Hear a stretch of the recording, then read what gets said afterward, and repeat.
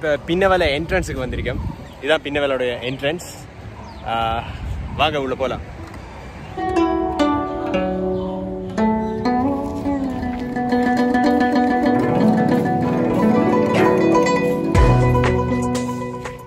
அதிகமாக இருக்குது. ஸோ நாம் ஜஸ்ட் மாஸ்கை போட்டுக்கலாம். இங்கே தான் வந்து டிக்கெட் எடுக்கிறாங்க. ஸோ வீக்கெண்டில் வந்திருக்கிறதால இன்றைக்கி பார்த்தீங்கன்னு சொன்னால் ஞாயிற்றுக்கிழமை நிறைய க்ரௌட் வந்திருக்குது. லோக்கல் ஆக்கள் மட்டும் இல்லாமல் ஃபாரினர்ஸ் நிறைய பேர் வந்திருக்காங்க.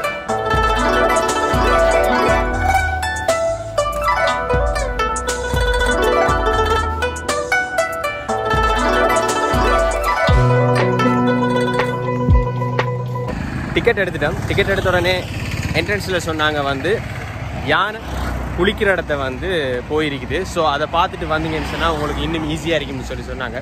ஸோ நாம் இப்போ யானை குளிக்கிற இடத்துக்கு போகிறோம். போய் பார்த்துட்டு நாம் ஆர்ஃபனேஜுக்குள்ளே என்டர் ஆகலாம். இப்போ பார்த்தீங்கன்னா யானையெல்லாம் குளிச்சுட்டு ஆர்ஃபனேஜுக்குள்ளே போயிட்டு இருக்குது. இன்னொரு பயங்கரமான யானை வந்து கொண்டு இருக்குது. எனக்கு இந்த யானைக்கும் பக்கத்தில் 1 மீட்டர் டிஃப்ரென்ஸ் தாங்க. வாவ், செம்ம. நமக்கு பின்னால் யார் வாரா கெஸ்ட்டு விளங்கினுச்சா? இவ்வளோ கிட்டக்காலாம் பார்த்ததே இல்லை. செம்மையாக இருக்குதுல்ல.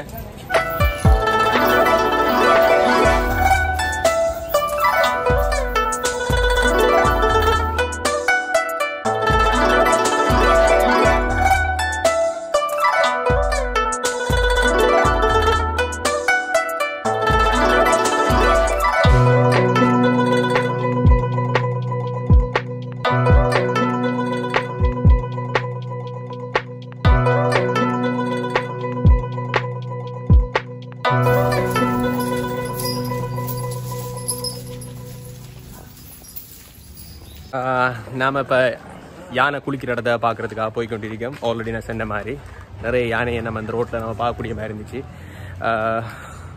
வாங்க அங்கே போயிட்டு காட்டுறேன். போகிற வழியில் நிறைய ஷாப்ஸ் இருக்குது.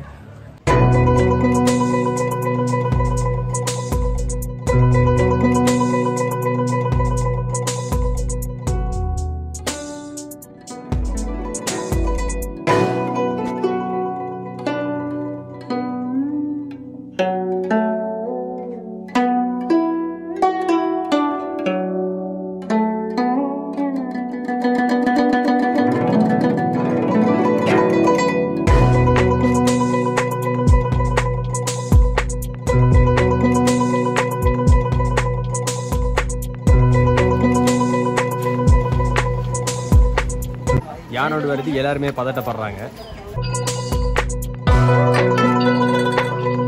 இந்த யானையை பார்க்கறதுக்கு ரொம்ப கஷ்டமாகவே இருக்குது. இதில் காலில் ஏதோ அடிபட்டு இருக்குன்னு நினைக்கிறேன்.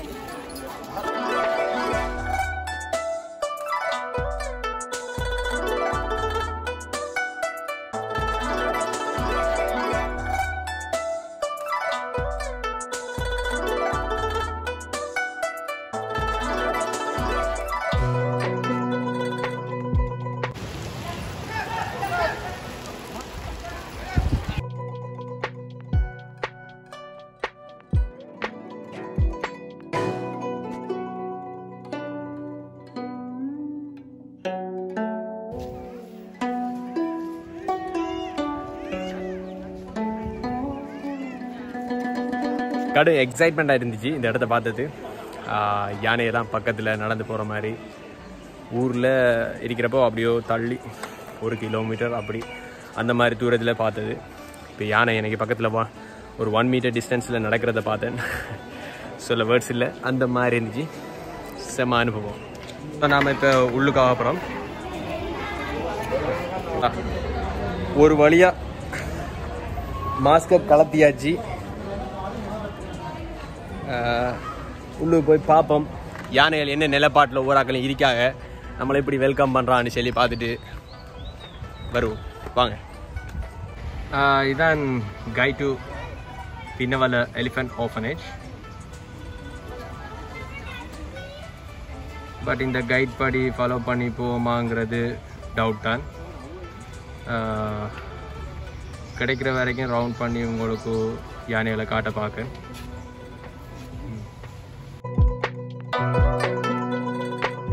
வந்துட்டோம் நம்மளோட விசிட்டர்ஸை பார்க்க வந்துட்டோம். ஐயோ எல்லோரும் பிஸியாக இருக்கா சாப்பிட்றதுல. ஸோ அவங்கள காட்டுறேன் பாருங்கள்.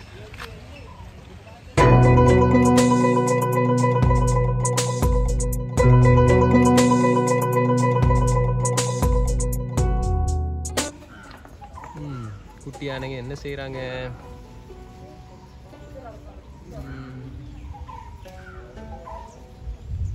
வாவ், பார்க்குறதுக்கே ரொம்ப அழகாக இருக்குது.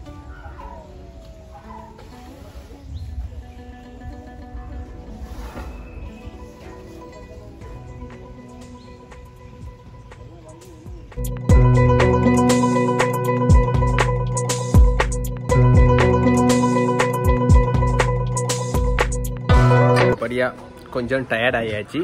ஸோ வாரப்போ நான் மாங்காய் வெட்டி வச்சுருந்த பெக்கவுண்ட் எடுத்தேன், சாப்பிட போகிறேன். ஒரு குட்டி பிரேக்.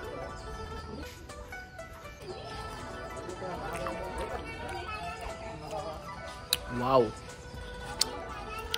பொம்பளை பிள்ளைகளுக்கு கடும் விருப்பமாக இருக்குங்களா சாமான்? நோ, தர முடியாது. ஆனால் நம்மளை பார்த்துக்கே இருக்குது, கொடுக்க முடியாது அவருக்கு. என்ன நம்மளுக்கு அவ்வளோ பசி. இதை சாப்பிட்டு தான் இந்த நாளை கொஞ்சம் ரன் பண்ணிவிட்டு அப்படியே போக வேண்டியிருக்குது. Very sorry. யம்மி.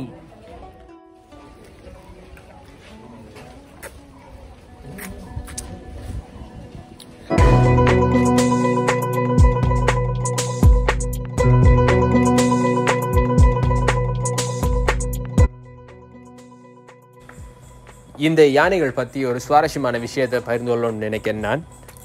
அண்மையில் நியூஸ்ல எல்லாம் நீங்கள் பார்த்துருப்பீங்க, பின்னவல யானை சரணாலயத்தில் வந்து ஒரு யானை வந்து அதன் பிரசவத்தில் வந்து 2 குட்டிகளை ஈன்றதுன்னு சொல்லி, அந்த 2 குட்டிகளை ஈன்ற தாய் தான் நாம் இப்போ பார்த்துக்கிற யானை.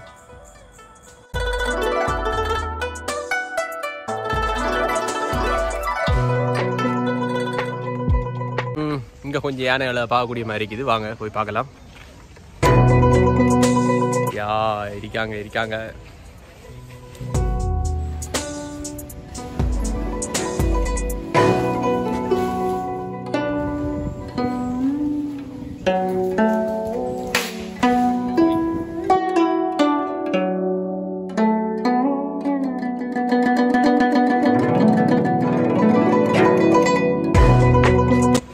எகெயின் யானைக்கு ரொம்ப பக்கத்தில் நிற்கும்.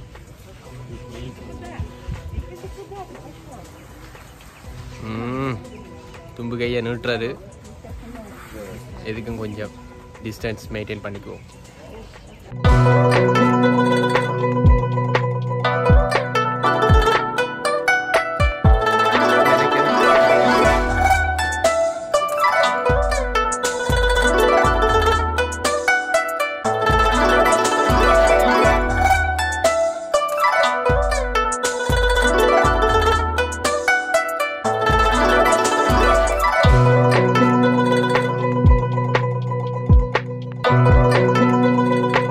இங்கே பார்த்தீங்கன்னு சொன்னால் யானையினுடைய ஒரு பெரிய அணிவகுப்பு நடந்து போயிட்டு இருக்காங்க.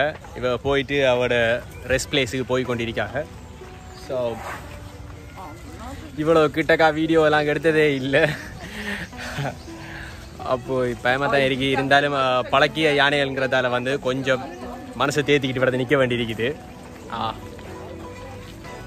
நம்மளோட பயணத்தில் எல்லாருக்கும் பாய் பாய் சொல்லிட்டு நம்ம கிளம்பலாம். ஸோ ஆல்மோஸ்ட் எல்லாமே பார்த்தாச்சு. இவங்க யாருன்னு சொன்னால் நாம் போகிறப்போ நம்ம குளிக்காங்கன்னு சொல்லி பார்த்துட்டு வந்தோமே, அவங்க இப்போ தான் அவங்க குளித்து முடிஞ்சு போயிட்டு இருக்காங்க.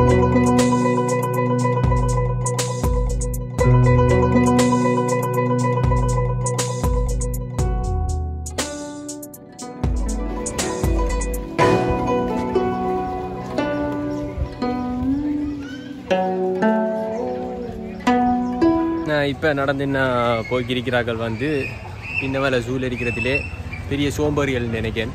இப்போ தான் குளிக்க போகிறாங்க. மற்ற எல்லா யானையும் வந்து குளிச்சுட்டு வந்துட்டாங்க. பாருங்க, வேறு வந்து நினைக்கிற மாட்டேங்குது எல்லாம் நம்மளோட கேட்டகரிக்குள்ளே வராங்க. ஸோ அதான் கடைசியாக அவங்களையும் எடுத்துக்குவோம்.